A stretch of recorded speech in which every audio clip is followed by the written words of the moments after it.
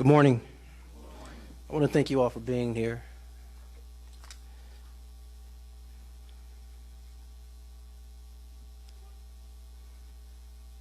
I've called everyone here today to talk about a challenge that we all face in our community that is heavy.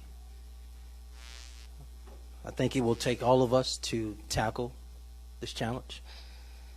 The families you see standing behind the counselor and I, you see mothers, you see siblings, you see loved ones who have lost a son, who have lost a daughter, lost a brother or a sister to gun violence.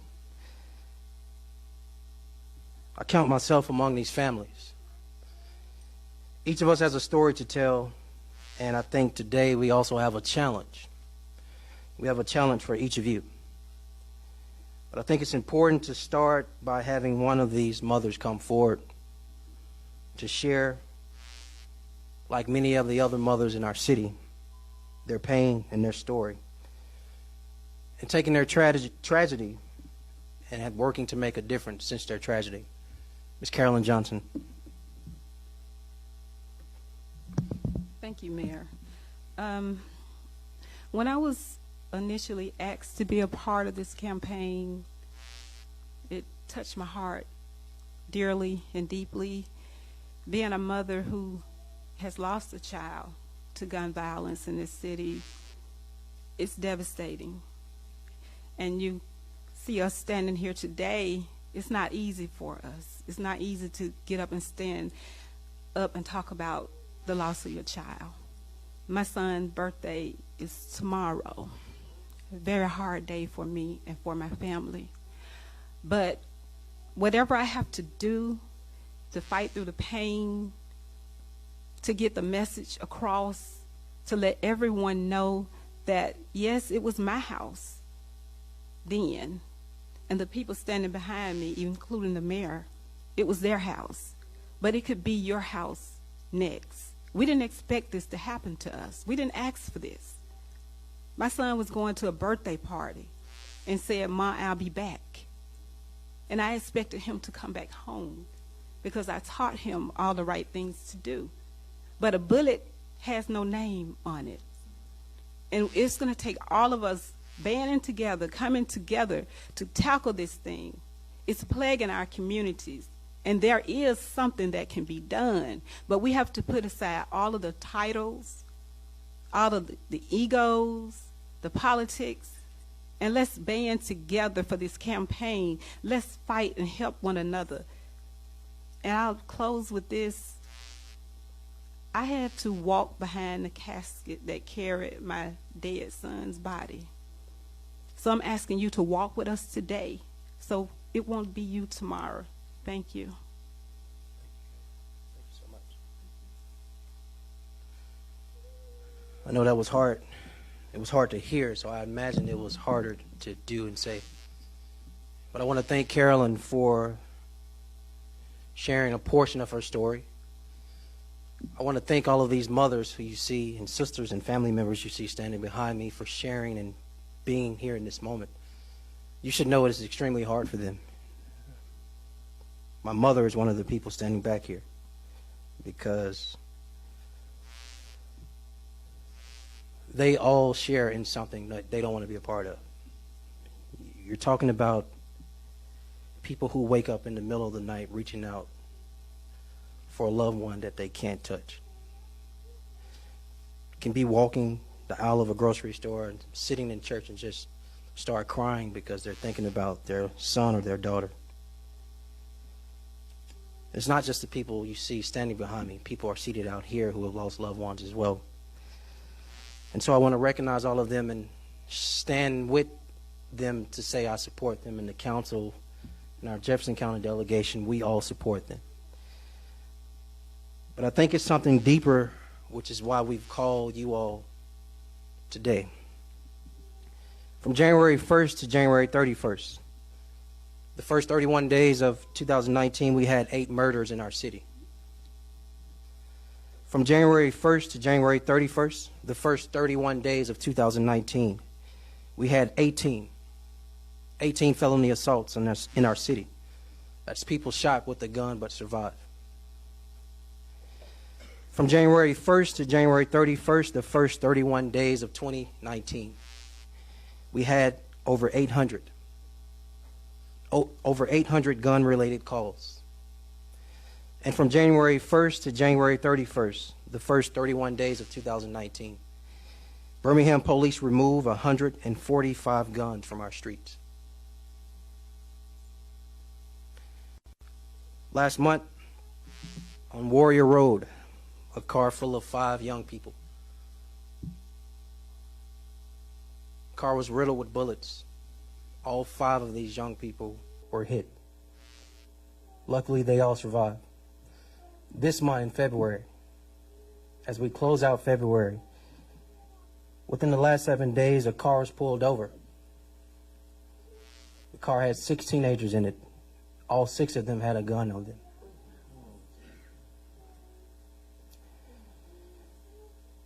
We have a problem. And that is why I would like to state and make very clear to each of you all standing and seated today and who are listening, that gun violence in the city of Birmingham is a public health crisis. And we need to treat it as such. When we think of a public health crisis, we often think of environmental disasters or outbreaks of disease. When you consider gun violence in our city, the same elements exist as any other public health crisis. First, the loss of life. Second, a significant negative impact on our community. When facing a health crisis, we must keep 3 things in the front of our minds. One is respect and sympathy for those at risk.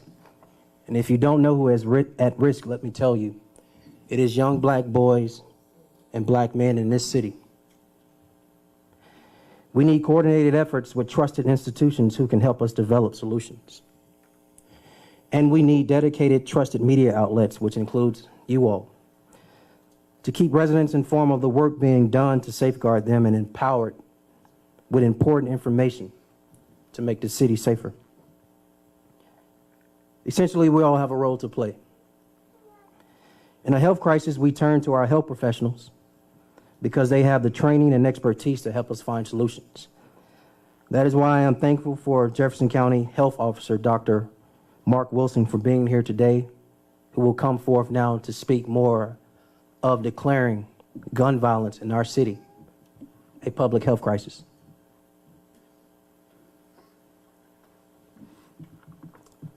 Thank you, Mayor Woodfin, and thank you, families, for being here. I wasn't sure I'd be able to get through this emotionally knowing that you all were here, but I appreciate the sacrifice you're making by being here. You're having to relive the pain, and I know that's really hard. Homicides and gun-related deaths in particular is a public health crisis in Birmingham and in all of Jefferson County. All we have to do is look at the numbers. In the last couple of years, we've reached the highest levels of homicides in Birmingham than we have in over 20 years. 90% of those involved guns. 86% of the victims were black, and the vast majority were men. Nationwide, homicide is the #1 cause of death for black males between the age of 15 and 35. In our public health work, we try to prioritize those things that affect the health and well-being of entire populations. We also seek to promote health equity. If we see something that's adversely affecting one group of people more than others, such that it creates a health disparity, and if that's something that is preventable, we should make a special effort to address it. Violence in our community is one of those things. The death statistics are just the tip of the iceberg. There's a larger, much larger culture of violence that's having an adverse effect, that's traumatizing people in our community, often starting at a very early age. Violence is an extremely complex problem with deep roots. There are no simple solutions. It will require a multi-pronged, multidisciplinary, multi-stakeholder approach. The field of public health emphasizes getting input from diverse sectors of the population and of our community. So it's not just health people, it's not just police, it's not just city government, but it's multiple other stakeholders. Our education system, policymakers, our nonprofit community, neighborhood groups. We need collective action on a part of all these. That's not passing the buck. That's not saying it's not the health department's responsibility. That's not saying it's not the city's responsibility. But what it is saying is that none of us can do this alone. We really can't. None of us really knows what all the solutions are. In public health, we generally approach problems like this, whether it's a disease, an environmental disaster, or other health problems that affect our population. We have basically a four-step approach. Step one, we define the problem. We measure it. We get statistics, crime statistics, statistics from our emergency departments, other numbers that help us get a handle for what the problem is. We ask basic questions. Who's affected? Who's at risk? Where does violence occur? Helps us understand how to better focus our efforts. Second, we identify risk factors and protective factors. It's important to understand what factors make people more likely to be victims or perpetrators of violence, as well as protective factors that might make people less likely to be involved in violence.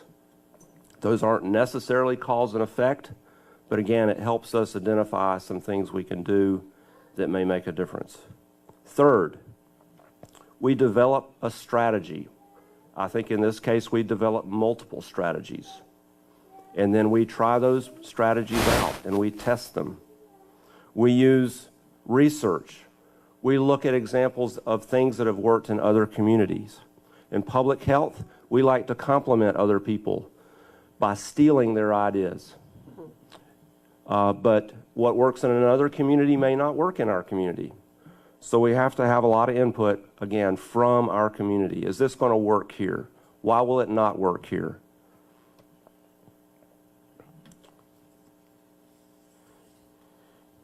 Fourth, we take, if we find something that works, and I'll say in step 3, we not only implement a strategy, we evaluate that strategy. We go back and look at the data.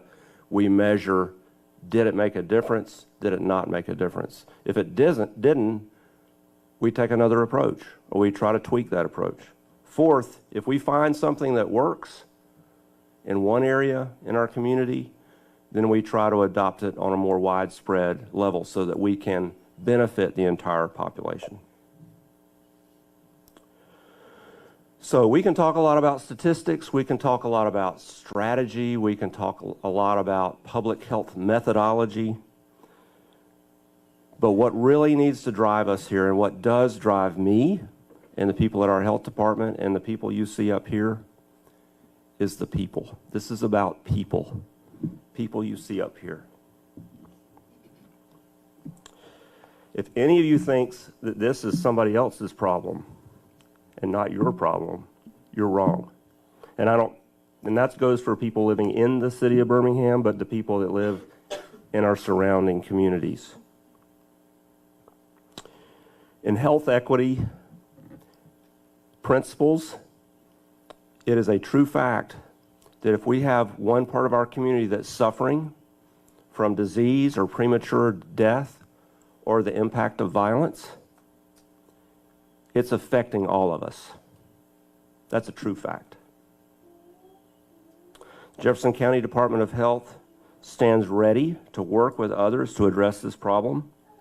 We don't have all the answers, but we are committed to supporting the city and others in this effort, and we are willing to put resources and people into that effort. Thank you very much. Thank you, sir. Thank you, Dr. Wilson, and thank you to the Health Department for educating us on understanding that gun violence in our city is a public health crisis. If public health connects us all, based on what Dr. Wilson has just said, then a public health crisis should make us all take responsibility and work to improve the health of our people and our communities. Gun violence as a public health crisis will require, based on what Dr. Wilson just said, a coalition to counter and decrease this violence. This coalition must exist through the city of Birmingham, but it also must exist through the community. And I would venture to say a third co-equal partner, which is you, the individual. I want to begin with the city, and what I have to say next is lengthy, but bear with me, because it's important to hear. In beginning with the city, since taking office, I've called for more law enforcement officers on our streets. Since joining BPD, Chief Smith, who was present, has led efforts to increase the number of officers on the streets through scheduling and increase officer recruitment. Through a renewed focus on our detectives, we have seen the number of homicide cases closed move from 30% to more than 50%. Through checkpoints, traffic stops, as well as investigations and search warrants, more than 2,300 guns were removed from Birmingham streets in 2018. If you did not hear that number, for the people in the back, 2,300 guns were removed from our streets last year. Night watch detectives are now assigned to 4 precincts to increase response times as well to violent crimes. And in the next 2 months, Birmingham police will be aided by new technology already used in many other cities. This is the point where I like to be a part of the choir and repeat myself over and over. No amount of enforcement, no amount of arrests will eliminate violent crime in our city. No amount of enforcement, no amount of arrests will eliminate violent crime in our city. As I said, and as Dr. Wilson has stated, it is a public health crisis and a problem that affects every community in some way, from your neighborhood to your church, your business, or where we're sitting right across the street, Hemp Hill Elementary School, one of our schools. These are the communities that make up the city of Birmingham. All of these communities must join us in addressing this public health crisis. In fact, a community task force that has been led by one of our team members, Brandon Wilson, and launched through the partnership of the city, the federal government, and the Jefferson County Health Department, has been working on a safe community strategy. In the coming days, they will share this report with the entire community. It's been spearheaded by the Mayor's Office of Peace and Policy, formerly known as the Mayor's Office of Community Engagement. Their work has identified a priority in reducing violent crime through public health lens, as well as an equal focus on prevention as well as reentry. In fact, their goal is to focus on promoting peace to the vast majority of people in our city, intent on supporting a safer community rather than who turn to violence and disrupting our neighborhoods. Now, there are many things our communities are doing right now that I think are worth mentioning and you all should be reminded of. While the word enforcement inspires images of police officers and more patrol cars, it also takes our community, all of us, to keep the peace. And so I want to thank the hard work of our neighborhood watch block captains and the block watch programs that already exist in our city, as well as our prevention officers who were present, seated here before you, if you all could raise your hand and be acknowledged. I want to recognize Charles Jeter, who's here with his wife. Go ahead and stand up, sir. He's been involved in the block watch program for 3 years in his neighborhood, Germania Park. A week before his monthly meetings, he goes door to door to drop off flyers. He encourages his neighbors to attend and become a part of the watch program. If alarms go off in Germania Park, he calls 911. If they see something suspicious, they call 911. Mr. Jeter likes to remind all of us that the police cannot be everywhere all the time. But the favorite part of what he says is him and his neighbors can. Thank you, sir. I believe the other 98 neighborhoods can do the exact same thing that Mr. Jeter is doing in Germania Park. It takes our friends and our families joining together, contacting these prevention officers you see seated here. These are small steps that make a big impact. So all of you all, each of you can make a difference in your neighborhood. It is as easy as downloading the Nextdoor app, which I know is very active in neighborhoods such as Crestline as well as Bellevue Heights. Joining 20,000 more of your fellow neighbors who are already a part of this. Be the eyes as well as be the additional ears for your street, for your block, for your neighborhood. And if you see something, as Chief Smith likes to remind us, then say something, which includes being able to say something on the Nextdoor app. Our crime prevention officers will be there to help serve you. In fact, starting next week, these officers will be at the 4 precincts. If you all could stand up so everybody can see who you are and how you look, so they know who to come to. They will be at the 4 precincts each and every single Thursday from 2 p.m. to 5 p.m. to help you if you want to start a block watch. Sign up for one that already exists or learn how to use the Nextdoor app. Thank you all. As we talk about violent crime in terms of a public health crisis, here is something I challenge each of you all to consider. May 27, 2012, I got a call that my brother was shot. I get to the scene and my brother is already dead. And I have to make the hardest phone call I've ever had to make in my life. Kind of punked out on one of the calls. I called my dad, told my dad he would have to call my mom. But our family being at that scene, no one should see a loved one laying in the street. Life and limb not able to move and just dead. And so what we have in Birmingham, after having conversations with the head of the trauma center at UAB, the head surgeon, after talking to the head epidemiologist at UAB, as well as talking to the dean of the UAB School of Public Health, they talk about how certain people are shot in critical areas of their body and they will not be able to survive. There are also people who are shot and unfortunately because of the response time bleed out right there at the scene. There are those who also bleed out and transport and cannot make it. Bleed out. And then there are others who make it to the surgery and die on the surgeon's table because they bled out.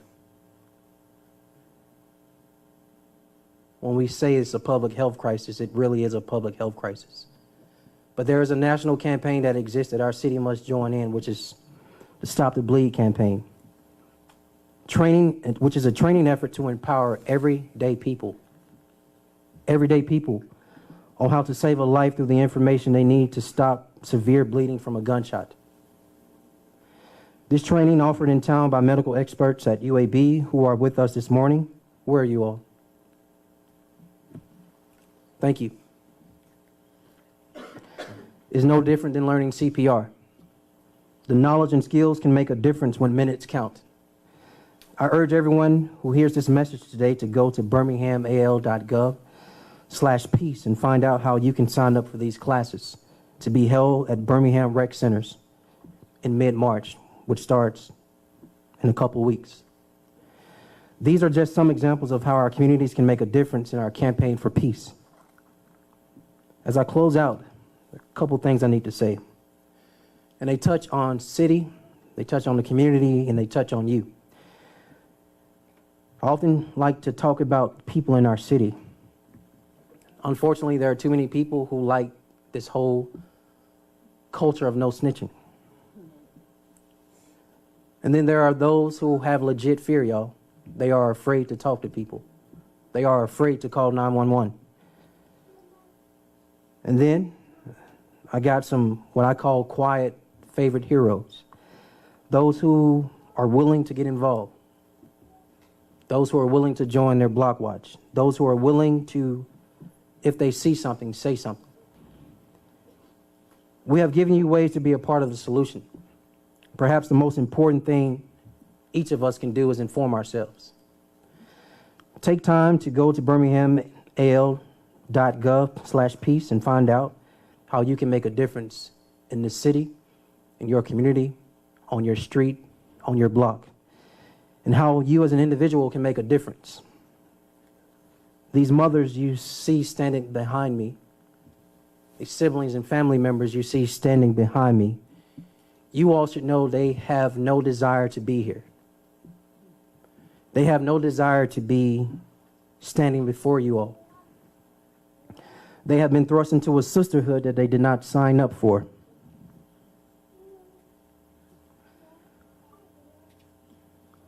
Here's what they've also told me. They don't want other mothers to join them. They don't want other mothers to have a hole in their heart as they have in theirs. They don't want other mothers to wake up in the middle of the night literally reaching for their child.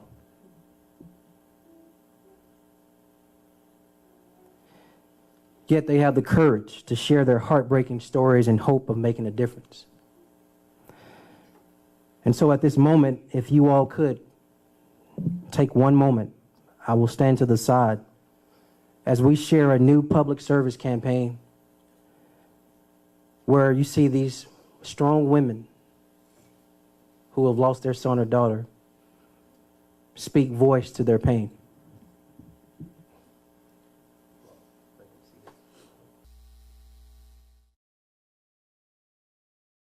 And he said, "Ma, Rodriguez just got shot. He didn't make it." I still have the clothes that he was killed in that night.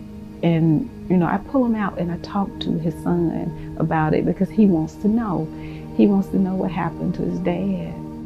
I'm Carolyn Johnson. Please stop the violence and increase peace.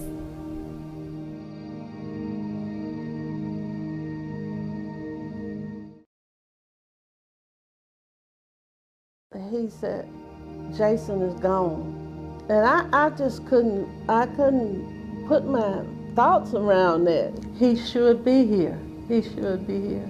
Because I keep looking for him to come in the door. Ask me, "Mama, what you cook today?" Because that was his favorite thing when he came in the door.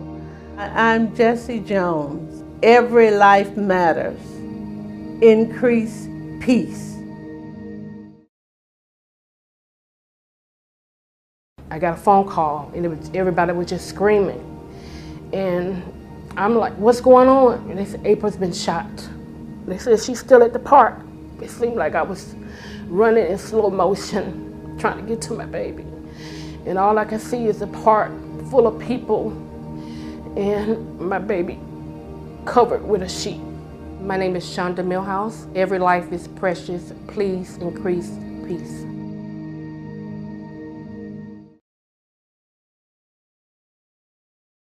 Regarding the murderer that killed my son. When you shot him, you shot me. You shot me, I can feel the bullets you shot me. One child calls me mama, the other child calls me mommy, and the other one calls me mother. But nobody says mama, like my deceased child, Ralph. My name is Cynthia Woodfin Kellum. Please put down the guns, increase peace. My phone rang about 12:06. He said, "Miss Washington, Quentin is dead." That turned my life upside down. He had a little brown bag, like a grocery bag, in his hand. So I dialed Quentin's number. But Quentin's phone was in that bag. And I'm like, "Oh my God, this is real." My name is Kim Washington. Remember, change starts with you. Please increase peace.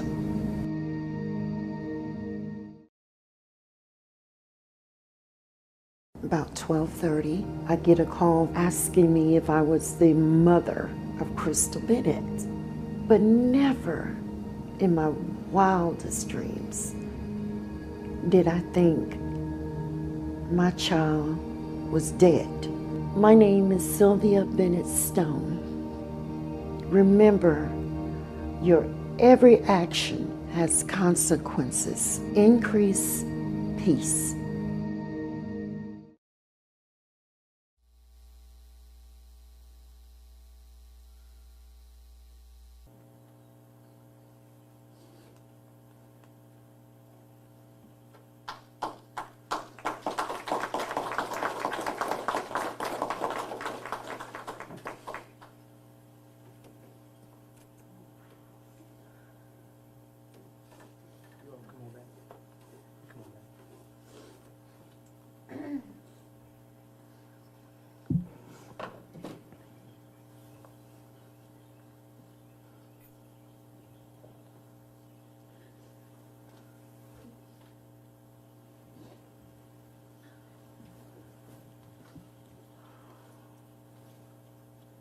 In the coming days, you will see our public service announcements featuring mothers who've lost their sons and daughters to gun violence.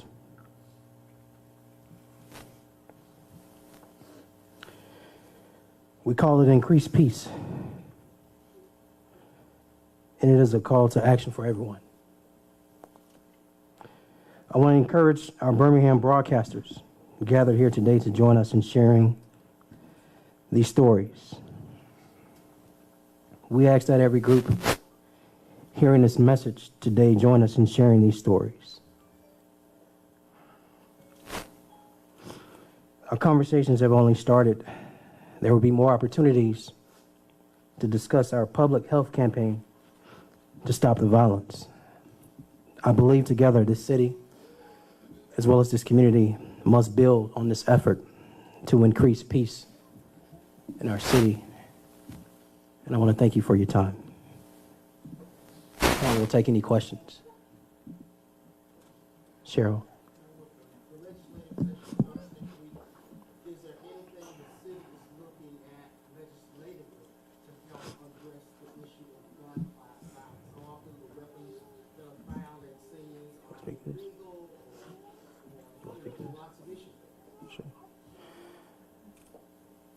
Well, we do have a we have a legislator present. This is what I will say. Oftentimes in Montgomery, you don't necessarily want to create legislation as much as legislation you see attempting to being created to not be successful.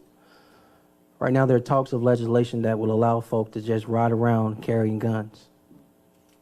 We don't think that will be helpful to our crisis. So if any conversation we're having, it's for our legislators to speak up in support of us as a community, saying that when you have a car full of people that have been shot or another car full of people that all are carrying guns, you and I both know one or two things are going to happen. They are going to harm someone or they're going to be harmed. And that's not legislation that we should support. Who else?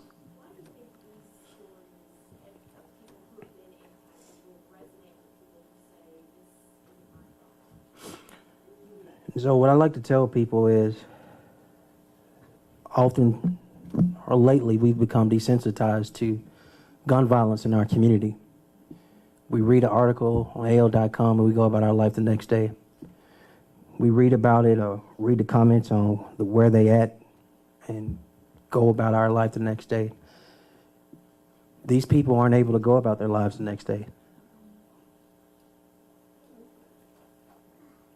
You have people standing behind me who I call they're survivors. Like they survived. They lost a loved one, but they're still living with this grief every single day. You have one sibling behind me who her brother was just walking on the porch to visit his mother and a stray bullet hit him. He wasn't into gangs. He wasn't into violence. But the violence out there can find its way on any of our doorsteps, of any of our front porches, and any of our front yards. You can be sitting in a classroom and it can find its way into a classroom. You can be at a social place somewhere, having a good time with your friend, and it can find its way there. This affects all of us.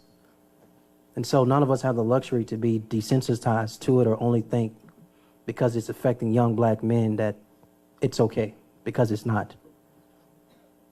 But I would also say, in addition to that, probably about a month ago, I spoke at Jackson Owen High School because the car that got shot up with the 5 young people, 2 of those young people, this was their second time being shot. And so I thought it was important that I put all those boys in the room, freshmen, sophomores, juniors, and seniors, to have a really frank, open conversation about how I am in fear for decisions and choices they're making. And so I posed a question to all of them. Sometimes we think of issues and we try to talk directly to that person to see it. But sometimes you got to get them to see it from another lens, and this was my question. How many of you all want to see your mother grieve or hurt because you are shot, killed, die, or be locked up? None of them want to see that. None of them want their mothers to join these mothers, these siblings. Who else?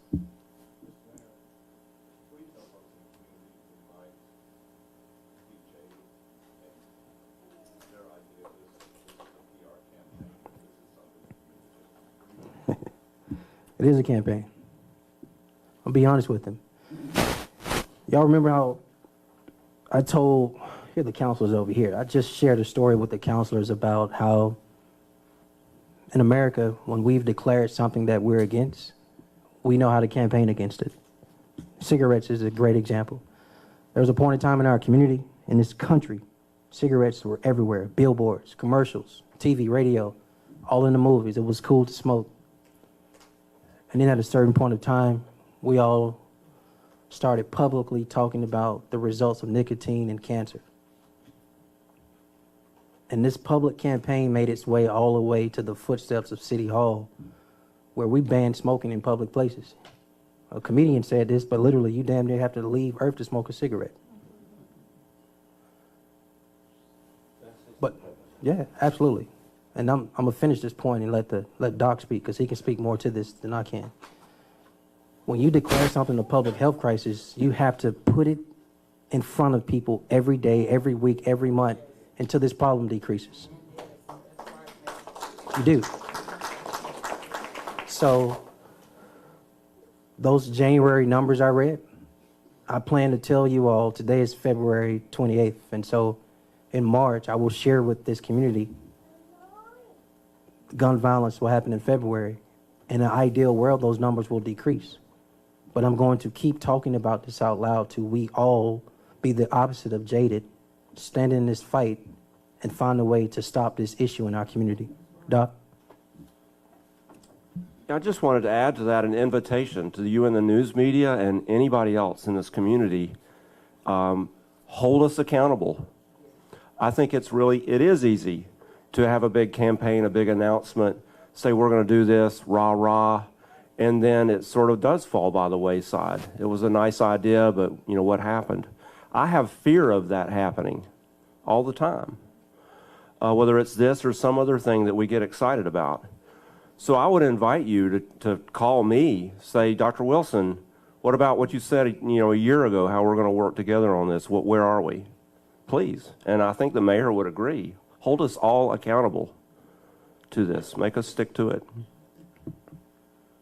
Cheryl, you asked a question earlier about the legislation started. I want to bring the senator up to have the opportunity as a part of our Jefferson County delegation to respond. Senator. Thank you, Mr. Mayor. These are some of the issues that we have to deal with in the legislation, and it's dealing with urban and rural. We're in the juvenile reform process now, and one of the things in there is that the rural areas, and I won't go into the reasons why, but once the police apprehend a young person that's been involved with a gun, the time and the ability to detain them, they want to alter and amend that. And thanks to, first of all, Judge Pringle and our judges in our system, they are able to share that with us, what's taking place. And that's why we didn't pass it last time, because they didn't see it the way that we see it here, as you all are talking now, the things that happen in our urban areas, and particularly here in our home. And so because of that, that's one of the things that we have to stand in the gap, the delegation here, because it actually sometimes becomes an urban-rural situation where they just don't understand the kind of violence and things that we have to address and deal with, and the necessary things that we have to do. So that is one of the things that we'll have to deal with starting when we go back Tuesday to deal with that same issue. In fact, coming over here, I was on the phone with the person that's the opposite of that issue. And another thing, of course, as you were saying about the availability of guns and the restrictions on those, we have to have background checks. We have to know who is putting a gun in their hands. You know, we have to know whether somebody's mentally ill or whether somebody has a criminal propensity, or whether they have a background that's involved in crime, just as you were saying in those situations that you gave. So, no, we stand toe in toe with the city of Birmingham and with this community and with the state, the people who would like to see the things that we've been talking about up here.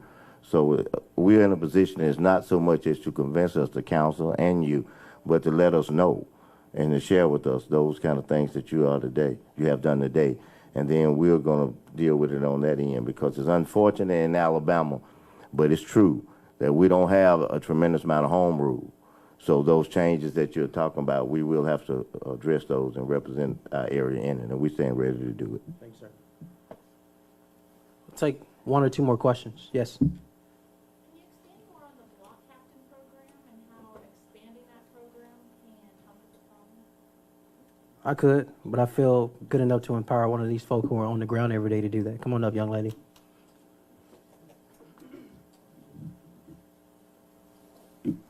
Good morning. Well, the Block Watch program is one of the least expensive programs to help deter crime. We are giving a compassionate plea to the citizens to join Neighborhood Block Watch, because we actually need for you to be the eyes and ears for the police department. And like the mayor said, police can't be everywhere all at the same time.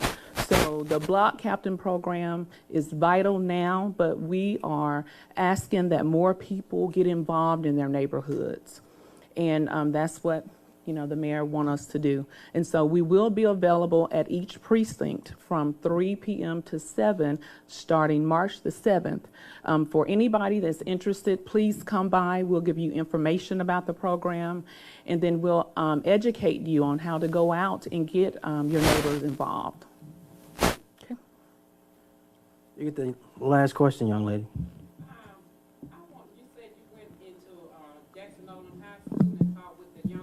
Yes, ma'am. Can we just do this every month for every school, even as low as pre-K up to 5? Because my great nephew was in pre-K, and the children told him snitches get stitched, and he just was 4 years old. So we have to start at an early age, letting our children know it's okay if you see something wrong. So if we can have a campaign where everybody's going to school, and where parents now can't go in without a background check, but city officials can go in there without a background check.